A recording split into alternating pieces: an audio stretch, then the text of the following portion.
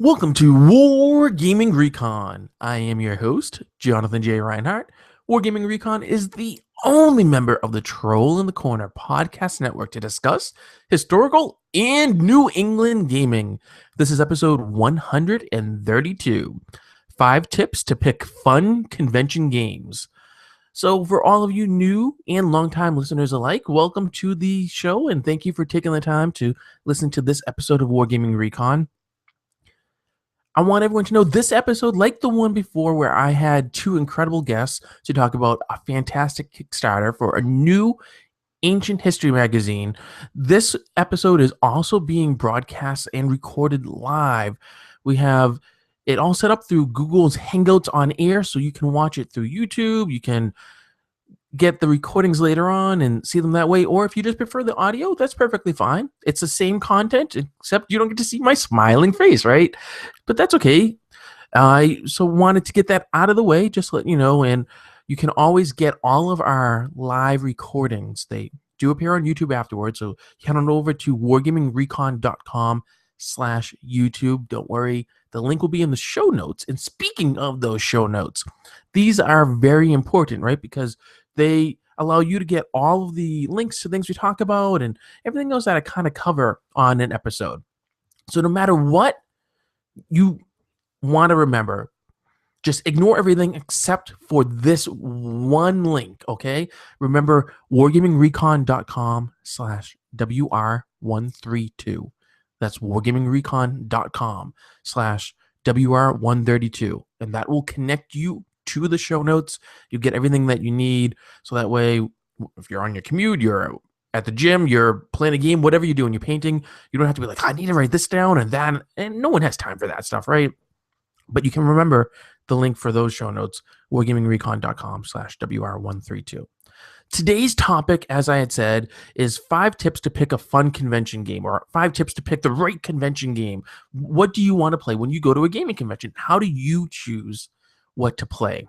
Originally, this episode was going to be about a different topic. If you had looked in the episode guide, you would have seen, I don't know, several weeks ago or earlier in March and late February of 2015, you would have seen that I had intended to cover TazCon 2015. Unfortunately, that didn't happen. My wife and the newborn, they were both sick. They got some sort of, I don't know, really bad head cold or upper respiratory virus. So there was just no way that I was going to be able to get to that because I had to take care of them when that was happening. So I had to come up with a new topic, and I was like, this is timely because of conventions that are coming up, conventions that I'm going to be going to, and I'll talk about those a little bit later in the show. So let's just dig into the content because I don't like to make you guys wait. You want to know what's going on and what I'm going to be covering. So I have 5 tips here, and these are ones that I use when I want to pick what I want to play when I go to a convention. There's so many different games and types of games. It can be overwhelming. And no matter how many times you've been to that convention, you could have been there 100 times, 500 times, right? And you know it inside and out, and yet it still is difficult to pick what games you want to play. So I have some trouble with that. I'm like, whoa, look at all this, and how can I choose? So these are some of the things that I do, and I think they make a big difference. They really help me, and I believe they're going to help you. And they are not in any particular order of importance. So whatever I list number 1 doesn't mean that's the most important thing to do. This is just kind of the order that I go through. I'm like, step 1, let me look at this, and then this, and this, and so forth. So the first tip that I have for you, right, is you have to ask yourself the question, what time is the game? Okay? So maybe you have made plans with some other people who will be at the convention, and you're going to go for lunch or dinner at a certain time. You're going to meet them to do something there, to hang out, to catch up, to network, or whatever. If there's a game that happens at that time, you can't play in it, right? Because you made these other plans. So before you look at any of the other things I'm going to talk about, you want to see what time is it, because if it interferes, that's no good. I know someone who is an industry guest at a local gaming convention. I'm thinking of Peter Bryant, who is an industry guest over at TotalCon, and he's been a guest here on Wargaming Recon a few times. He's told me that he does not sign up to run or play in any games early Saturday morning of TotalCon. Why? Well, he's having so much fun in the evenings that he needs to recuperate and sleep in. And that's great because he knows early morning's no good. And for me, I'm not going to get up and play at like an 8 a.m. or 9 a.m. game. It's just not happening. I'm going to use that time to get ready, take my shower, eat my breakfast, all that sort of stuff, and prepare myself. So that way I'm ready for the rest of the day. And am I likely to play in a game that's going to go until 2 or 3 or 4 in the morning? Probably not, for the same reason. I know I need to get my rest. I need to sleep. I need to have some time to unwind. And when I go to these conventions, I'm also not just going as an attendee. I'm going because I'm going for, usually for anyway, for the show. I'm doing it for Wargaming Recon, which means I need to get content for you. And I need to be able to order that and get that straight in my mind for how am I going to talk about it and how am I going to present it. Way back when I was in high school, and even when I was in college too, I was a journalist. I was a student journalist for the local paper, for the school paper. And one of the things that was drilled into me by my instructors was that whenever you go and you interview someone, you have to have all your questions, or you got to be prepared. You want to ask nice open-ended questions, the hows, the whys, not the whats or the did you. And questions with yes or no answers, bad. But on top of that, after the interview's done, after you've thanked the person for their time and you shook hands or whatever and you left, as soon as possible to the time you're done with that interview, you need to go find a nice quiet place and mull over your notes. Flesh them out. Make sure you got everything you need. Because when you're taking notes or when you're going to a convention, right, and you're thinking about things, you played games, you're doing different stuff, you think you're going to remember it, but you're not. So you need to take time later on in the day or throughout the day to think, okay, I did this, and then what happened in turn 4, and did I like this, and who was that, and just to kind of jot all that stuff down. So for me as a podcaster, that's really important, but it could be important for you too. Not everyone's a podcaster, not everyone's a blogger or whatever. That's okay though.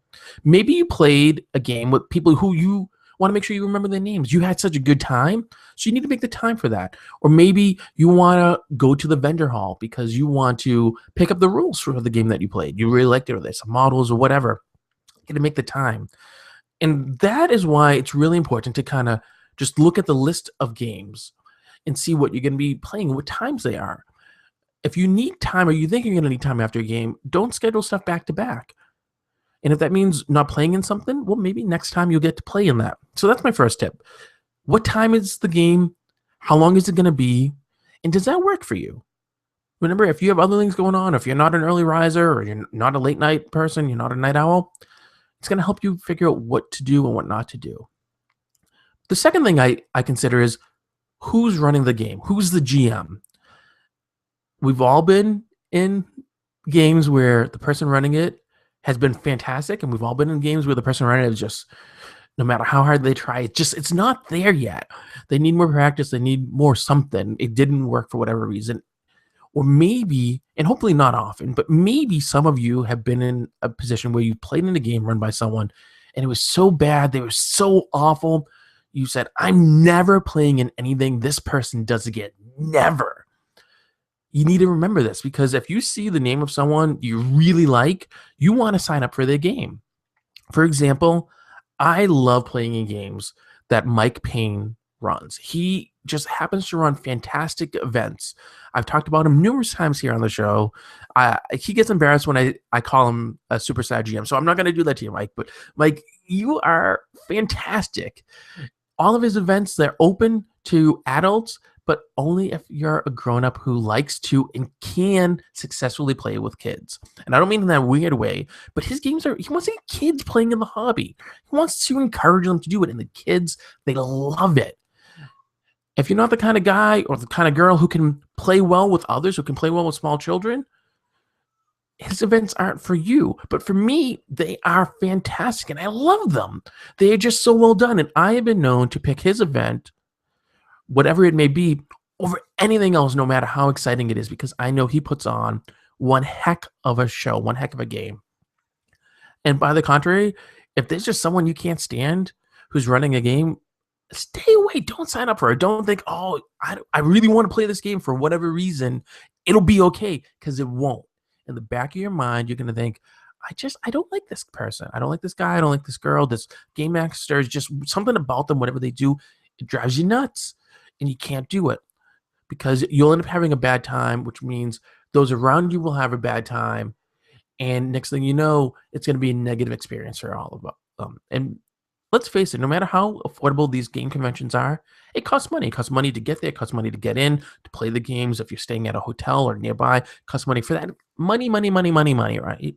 And money's in short supply for so many of us these days. We really want to make sure that not only do we maximize the fun, but we do so in a responsible way for us and for those around us. No use being miserable or making others miserable. It's just, there's no need for it. So look at the GM, look at the time.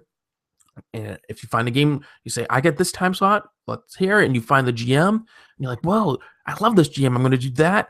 There you go. And hey, could you say maybe think, I really love this GM and I want to play in the game, but it doesn't match with my time slot? Well, you got to make a judgment call. Keep in mind, these are just tips. You really have to take them and weigh what the results are and make the decision yourself for what works best for you. Is it better for you to do a time slot that you don't like so you can play with a GM that you really do? Or is it better to maybe stick with the time slot you like and pick a different game that might work just as well for you, but maybe not, and take a chance? So the third tip I have is, what are the rules being used, and have you played that before? So there's really, in my opinion, two schools of thought on this, or two main schools of thought. The first is you can play what you know. So if there's a set of rules that you played a million times and you know them like the back of your hand, I got this mole right here, and you know what I mean, right? If there's something like that and you love them and you play them for a million years, that's all you play. You don't try anything new. You just do that. That's one school of thought. You stick with what you know and what you love and what's intimate and feels comfortable. The other school of thought is you go to conventions to play things that you wouldn't normally play. You're playing new stuff because you can play the same old, whether you're doing a solo war game, whether you have a group of people, a club, friends come to your house, or you go to a friend's local game store or whatever, that you can play the usual stuff there. But you want new stuff to learn, to enjoy, hopefully, and then take back with you to your home gaming environment. Two completely different schools of thought. Where do I land? Which one does Jonathan belong to? Neither. Okay? I'm not making it easy for us, am I? So what I really do is I split the difference, okay? I'm someone who, by my nature, I love the comfortable. I'm not really going to go out of my comfort zone. Much like, for those of you who are familiar with Kevin Smith's film Clerks, is true for Dante. Dante loves what's familiar, much to his detriment. And I don't think I'm that bad, but if I can take something that I've known, a known quantity, as opposed to something new, I'm going to take the known, because the new is scary and it's different and I don't understand it. And what if it's bad and disappoints me? But I'm not quite like that when it comes to gaming. So when I'm going to do a game at a convention, when I'm going to play one of those, I split the difference. I will play something more than once if I am familiar with it, whether it's that I'm familiar with the rules or I'm familiar with the GM, whatever. And I will do that. And like I said, I'll play in anything, say, that Mike Payne does. I'll play in anything that Rich Clayton does, anything from the Boston Trained Bands, anything that they do, I will do, right? Because I know they're fantastic events. But also, I try to think about, why would I be playing it more than once? Is it because it's run by an incredible GM, as in these cases that I mentioned? Is it because I love the rules? For example, I love Black Powder. Black Powder, great set of rules by Warlord Games. Fantastic, well-written, well-designed. People might disagree with me on that, but in my opinion, it's well done, allows you to modify it, encourages you actually to do that, and covers a wide swath of time so that you can kind of dig in and do what you need to and not spend $1 million on a bunch of different rule books, which is another thing I love.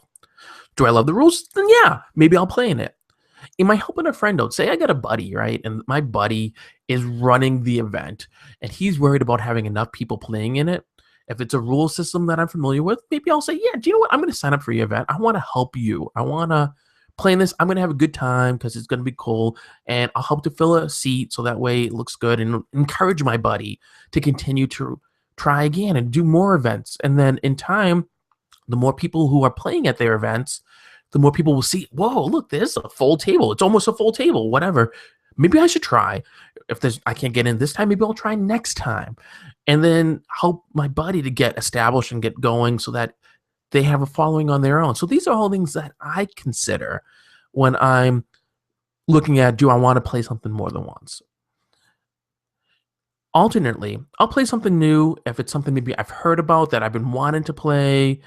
Perhaps I've read something online or a word of mouth, someone has said, this is really cool, or another podcast has talked about it. I'll consider it then. What will actually push me over is if I am in love with it for some reason. I've never played whatever this new thing is, but the buzz is great. It looks really cool. All the reviews are great. Maybe I've looked it up on YouTube. It looks really cool. And if I feel that way, chances are it's something I want to cover for Wargaming Recon. I want to cover for you guys. And if it's something I want to do for the show, I bite the bullet and I do it. And maybe it's going to be great. Maybe it's not.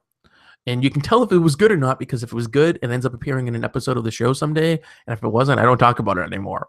One of my kind of rules in general for Wargaming Recon is I only have things on here that I like, things I love, things that I want to put myself behind saying, I support this, I like this, whether it's a person, a product, a place, a thing.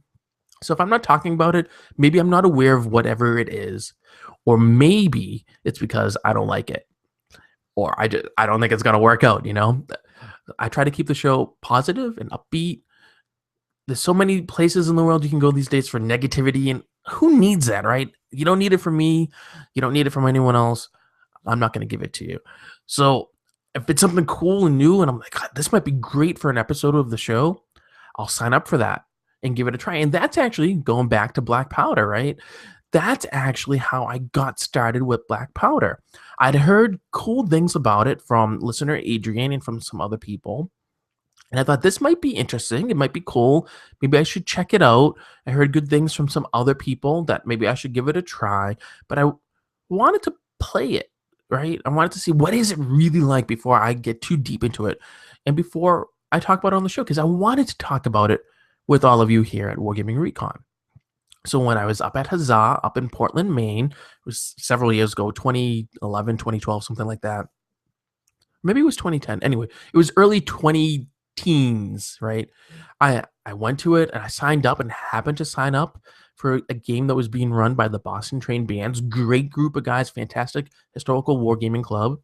It was the Battle of Alusti, Civil War, 28 millimeter. Yeah, 28 millimeter models, Perry Brothers models, run by fantastic guys. And it was my first chance playing Black Powder, and I was doing it because I knew I wanted to potentially talk about Black Powder on the show. Lo and behold, I sign up, I play, have a fantastic time. I understand the game and the rules much better, and I'm still talking about Black Powder to this day. I'm still playing. I'm running events with Black Powder.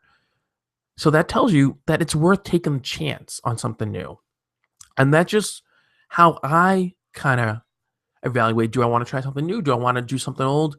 Like I said, some people, they'll only do what's familiar, what's comfortable, and other people will say, this is my chance to try only new things, because when else am I going to do it? There's no right or wrong way, really. It's whatever's best for you.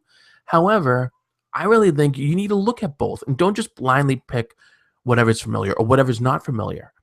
Look and see, why would I be picking what's comfortable to me, what's most familiar? And why would I be picking what's not? So that's something that it's worth considering when you're looking at these kind of things. So just to kind of recap, the first tip I have for you is, what time is the game? Because if it doesn't work with what other plans you have, or if you're not an early riser, or you don't like to be up late or whatever, don't sign up for the game, because you're going to be sleepy. You're not going to show up at worst. Who's running the game? Who's the game master? Are they really good? Do you love what they do? Do you hate what they do? Is this something that just doesn't mesh well? Or maybe you don't know who the game master is. Chance to try someone new. There's so many great game masters out there, and we can't have possibly played in games that they've all run. It's impossible. But yet, they all deserve to be discovered. They all deserve a chance. For all you know, they're just starting out. It's their first time, and they're as nervous as you are, or more so probably, and they're just hoping someone's gonna sign up for the game and take a seat at the table and play. More than anything, they pour their hearts and souls into this, and they want you to give it a try. So look at who the game master is. And then number 3 is, what are the rules? Have you played that system, that game before? Do you like it? Is it new? And why are you going to play it? So that's something else to consider. Then let's move on to the fourth tip I have for you. The fourth tip is how many people can sign up for the game and who else is playing in it. Now, I know this is a little picky, right? Because maybe it's a little too nitpicky to be more exact. And to be honest, you can't really always know this information. Uh, but let me kind of explain what I'm talking about. So let's say that you know a buddy of yours is going to be playing in a particular game. Maybe it's worth your time to play in that game as well because you know you got a friend there, it's someone you like, and you'll have a good time gaming with them because presumably you've had good times gaming with them in the past, and it makes it easier to get into something. It makes it easier to get into something new and different too.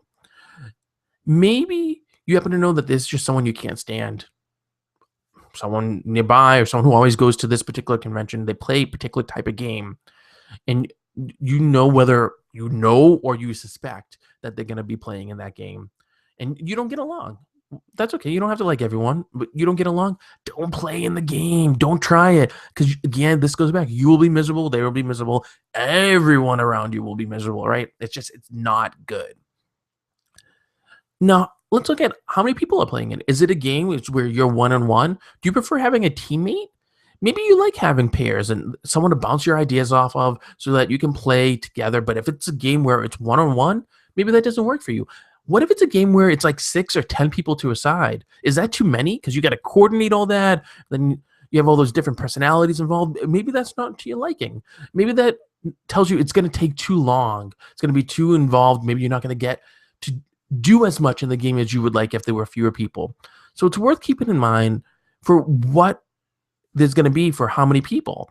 Like I said, if you only like playing one-on-one, don't play a multiplayer game. If you like playing with a lot of other people, you want to look for ones that say that they can fit 6 or 8 or 10 people or 4 people, 5, where it's going to be more than that so that it'll fit what you like. And plus, the number of players gives you an idea as to how complicated it's going to be and how much time it'll take.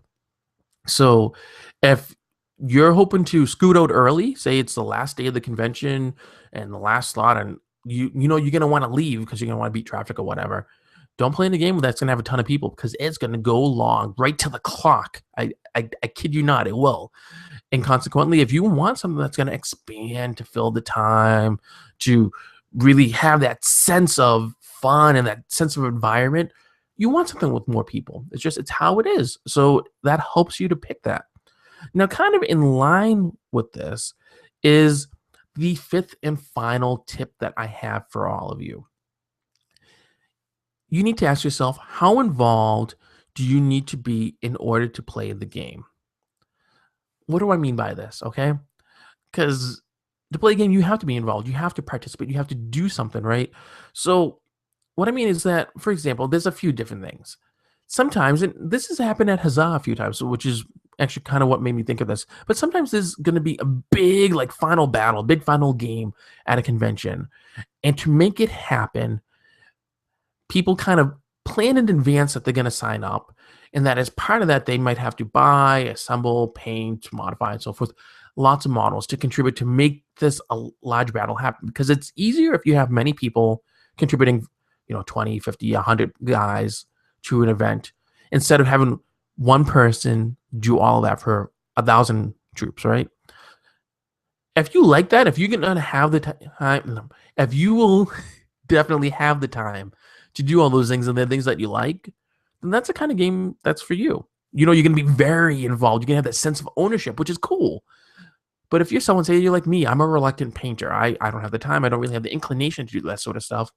I would not want to play in that type of game because it's too involved for me. Also, you want to look at how complicated the game is going to be. And I've alluded to this with my previous point number 4. For example, some games are just complicated. I game with my buddy Adrian, and he can kind of tell whether a game is something I will play or not by how in-depth it is. Is it going to take a lot of time? Because I am the kind of person who prefers to play a bunch of games in a shorter span of time so I can try a lot of different things and just kind of bounce around and stuff. Whereas I'm less likely to want to spend 12 hours playing one game. So something like the board game Talisman, not so much for me. Yet for you, that could be perfect, right? For me, not so much. So you can kind of tell by the description of the game that's given, because there's usually a description, or if you know what rule system there is, you look it up online. Everybody does that, right? Look it up. Oh, what is this rules and what is it like? Maybe you have a friend who does it. Maybe a podcast you listen to has talked about it. So you can see, oh, wait, is this really involved? Do I like this? Do I not like this? What am I thinking? And all that kind of stuff. And so if you just want to play casual games, don't sign up for some sort of in-depth tactical whatever. And if you hate casual games, surprise, don't sign up for those either. You got to go with what you like. How much are you going to be willing to put into it?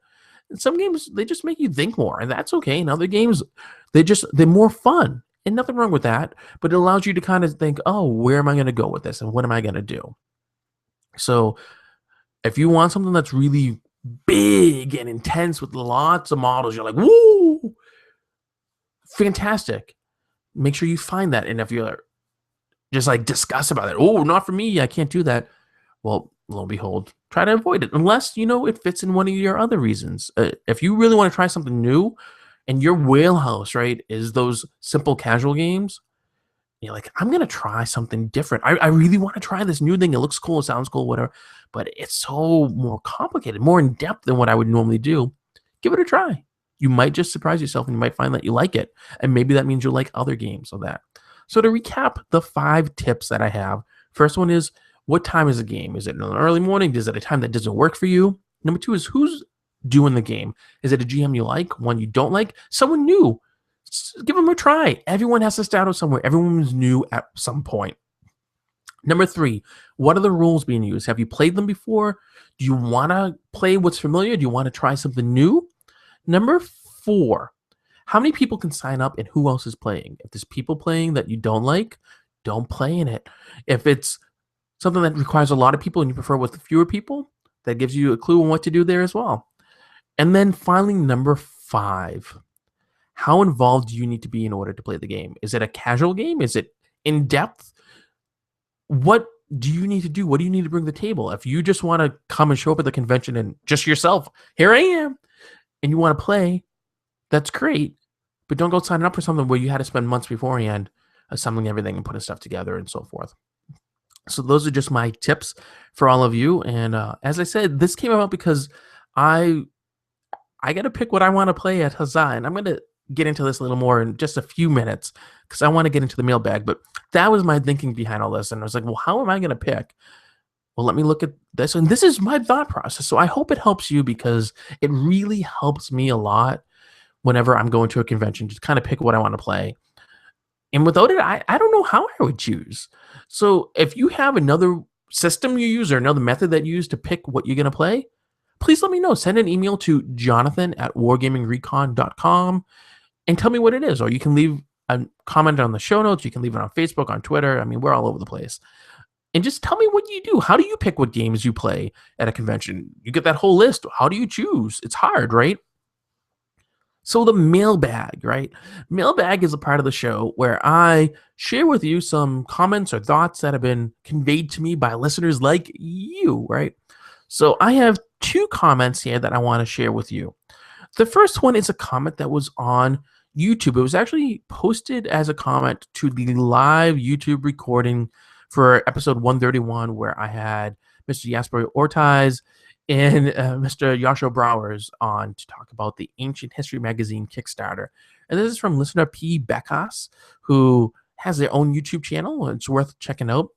And they said, quote, I always imagine Jasper looking like a Viking, unquote. I got to tell you, I don't know where that comes from, but when I read that, I actually read that on my break at work, and I started roaring. I was like, ha, ha, ha, this is way too funny. And I don't know where that comes from, and it doesn't have a whole lot of merit for actual wargaming stuff, but I wonder who else has thought Jasper looked like a Viking, because, well, watch the video. You'll see what he looks like, or look on Facebook. We get his picture on Facebook. And then the second one is a really cool message. It was sent to me by listener Josh. He sent it as a private message through Facebook, and that's right. You can send private messages to me through Facebook. If you happen to like Wargaming Recon on Facebook, don't worry, link in the show notes. There's a way to message me on that, and then it shows up, and I get a little notification that says, you have a message. And I look at it and read it and I can reply and so forth. So listener Josh had sent me a private message through Facebook and he said, quote, I am a former radio presenter from Australia and a longtime listener of your podcast. I'm looking at getting into making a podcast from Australia. Just wondering if you would be keen to share some ideas and whatnot. Always great to make another friend in the hobby, unquote. So first, I want to thank both listener P. Becca and Josh for sending me those messages through YouTube and Facebook's private messaging feature. And I had sent a really lengthy reply to Josh. We actually have struck up a conversation about the topic. And first of all, I want to tell you that he has gone ahead and launched his very first podcast. I'm so excited about it because anytime someone is getting into something new, it's really cool. And he's passionate about this. His show is called the Hobby Desk Podcast. And you can get to it by going to wargamingrecon.com/hobbydesk podcast. It's a monthly gaming podcast. He also has a Facebook account, a YouTube vlog. And I've enjoyed what he's done on there. It's pretty cool. And can tell that he has just some amazing stuff there. And in time, the more experience, Josh, that you get with the podcasting, the better and better it's going to be. But you have really good stuff there. You have this passion that it exudes out. And it's clear to see how much you love the hobby and how interested you are in all of it. And it comes across. So I say stick with it and do all you can. So like I said, you can listen to his podcast. I gave you the link. And I just want to mention, I know there are others of you out there who blog and do other things pertaining to the hobby. But if any of you ever consider starting a podcast, I think you should do it because there's a need for it. If you're listening to this show, people are listening to other gaming podcasts, huge need for it. And I think you really should give it a try. It's easier than you think. It's more affordable than you think. You can do so much of it for free, actually. And if you ever want to try that, just contact me because I'm happy to give some advice and do what I can to encourage you and lend a hand. But I also want to say there's two podcasts that I love that I listen to almost religiously when it comes to podcasting, and they've helped me a lot to make Wargaming Recon as good as it is today. And the first is the Audacity to Podcast by Daniel J. Lewis. I'll have a link to that in the show notes. And the other is the Podcast Answer Man by Cliff Ravenscraft. Also, there'll be a link in the show notes. And they're different avenues in how to podcast and advice and style, but they're both really good. I have to say, I lean more towards Daniel's The Audacity podcast just because he does a lot of very practical and down-to-earth and accessible content. It's like, well, what do you do when this is wrong? Or how do you make this better? Whereas the Podcast Answer Man by Cliff Ravenscraft is more of a theory kind of thing. It's overarching. These are just like ways to think. So it's kind of comparing like the nitty gritty, like a step-by-step guide with a more philosophical overarching view of it and way to understand and a mindset of it. But I think both are worth your time for any of you who are interested in it. But like I said, send me a message. I'm happy to share my successes and my pitfalls with all of you. I've had plenty of both. Well, probably more pitfalls than anything. But I think it's worth the time to do it because we can use so many more great and devoted wargamers who want to talk about the hobby or talk about something else. Maybe you have a passion about something else. Perhaps you love music or art, or you loved reading, or you're into cars or something. There's a need for all of it. Trust me. So now I get some announcements for all of you. And the first one actually is tied into that last bit of mailbag. So I am delighted to announce that the Hobby Desk Podcast, that's right, by Joshua Shoebridge, is the newest member of the Troll in the Corner podcast network. So, Josh, welcome aboard to the network on behalf of all of us here at Troll in the Corner. So excited that you're here. And I've just been so impressed with what Josh has done in such a short span of time that I actually got in touch with Ben Gerber. He's the head honcho over at Troll in the Corner. I said, Ben, you got to check this podcast out. Do you think it's worth us asking to see if he's interested in joining the network? And lo and behold, Josh said yes. And I was like, yay. And he is a new member on there. So for any of you who listen through trollitc.com, you'll be able to get the Hobby Desk podcast on there. I encourage you to subscribe to it via iTunes or whatever podcast apps you use, and it'll be all the places that the rest of us are. So be sure to check that out. And I'm really looking forward to hearing his views on wargaming of all types down in Australia. One of the cool things that I've learned about Josh is that he has 2 young children. And of course, I have my daughter, Catherine. She's 7 weeks old now. And I'm really interested how wargamers are parents and how they manage to fit in gaming and how they make it all work. It's new to me, and I'm sure it's new to a bunch of you, the rest of you. And I'm sure there's a lot of you who've done this in the past, and you're like, oh, you young whippersnapper. Not that any of you talk that way, but I've been there 20 years ago and I did all of that.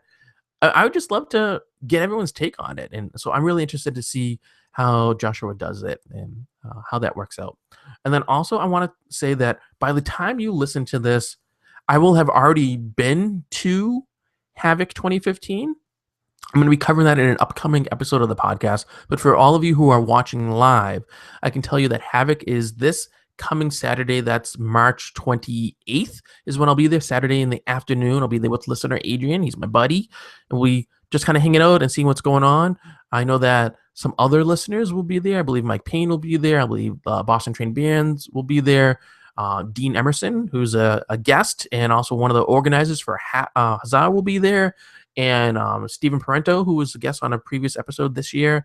He's a event director for TotalCon, but he will be at Havoc because he makes a point of going every year. So you can be sure to find me there. And if you listen to this not live, I was there, unless I got like a zombie flu or something, but I was there. I'm sure it was great, and I'm going to talk about it in an upcoming episode of the show. And then finally, speaking of conventions, because this is like a convention episode, right? Speaking of conventions, I want to encourage all of you to join me at HUZZAH in beautiful Portland, Maine. It's going to be May 15th to the 17th, 2015.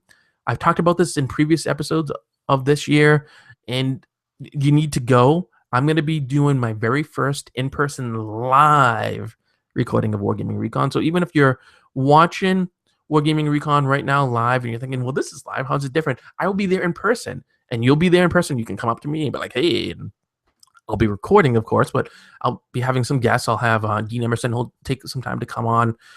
And for all of you who can't be at HUZZAH, you'll be able to watch it YouTube live. So just like you're doing now, you'll be able to see all of that. And it's going to be a blast. So hopefully you can make it if you haven't already signed up. I think pre-reg is, I think it might be ended or ending soon. So act fast. There'll be a link in the show notes. And if pre-reg is done, I think you can still register in person. Don't quote me on that, but I think you still can. So that's HUZZAH 2015, Portland, Maine. And like I said, I'll be doing a live recording there. My very first live in-person recording there at HUZZAH. And so don't forget also, if you enjoy what I'm doing here with Wargaming Recon, and I like to think that if you're listening to it, yeah, you do enjoy it. But if you enjoy it and if you have a few extra bucks, I would really appreciate if you're able to support me on Patreon. You can go to wargamingrecon.com/Patreon. You can do it for as little as $1 an episode. That's about $2 a month. Less than a cup of coffee for like the entire month. $2, and you spend more, or most people anyway, spend more on a small cup of coffee every day than it would cost to support me for a month. And that just allows me to do all sorts of things here, helps me to automate things and get some more equipment and go to more stuff and get more games and things to review and all that kind of stuff. So if you're able to and you're willing, I would love to have your support. It would mean the world to me, make things so much easier. And if you're not, don't worry, because Wargaming Recon will always remain free. I'm not going to charge you a penny to listen to it, to watch it. It doesn't cost you anything. But if you're able to do Patreon, I would really appreciate it. Just think of it like a tip jar. Like you got good service, you got some value out of something, and that's what you're doing. So I want to just thank those of you who do and encourage those of you who do not to do so if you can. That's wargamingrecon.com/Patreon. And then don't forget that episode guide. It's actually very handy. And I know you're thinking, well, Jonathan, right? You said at the start of this episode that you had planned something else and it was in the episode guide, and then you changed it. And that is true. I did change it. And that might happen again in the future. You don't know. but it's worth looking at. So, for example, it tells you if you're looking at that episode 133 should be Havoc 2015, episode 136. I'll be my live in-person recording from HUZZAH. The episode 148 in November will be my annual holiday gift guide special. And I'll just be filling that up as time goes on with guests and show topics and all that kind of stuff. So the episode guide is the way to go. And at this point, I want to remind all of you, you didn't need to remember anything else I talked about on the show except for this one link, and that is the show notes. Remember, wargamingrecon.com/WR132. That's wargamingrecon.com/WR132. We'll take you to the show notes where there'll be links, and you can find out what my 5 tips are and how to get in touch with me and more about all sorts of cool things, such as the Troll in the Corner podcast network and the newest member, the Hobby Desk podcast. So that's this episode. That's a wrap. Unlike some podcasts, I don't believe in stretching things out to reach some mythical, intangible recording time. When the show's over, it's over, folks, right? That's all they wrote. But I want you to remember one other thing, okay? You know what I'm going to say because I do it every episode. This is what my 132nd time doing it. No matter how busy you are in life, no matter how much time you need to spend to figure out what games you're going to sign up for at those game conventions, and no matter what else is going on in your world, you need to keep on gaming.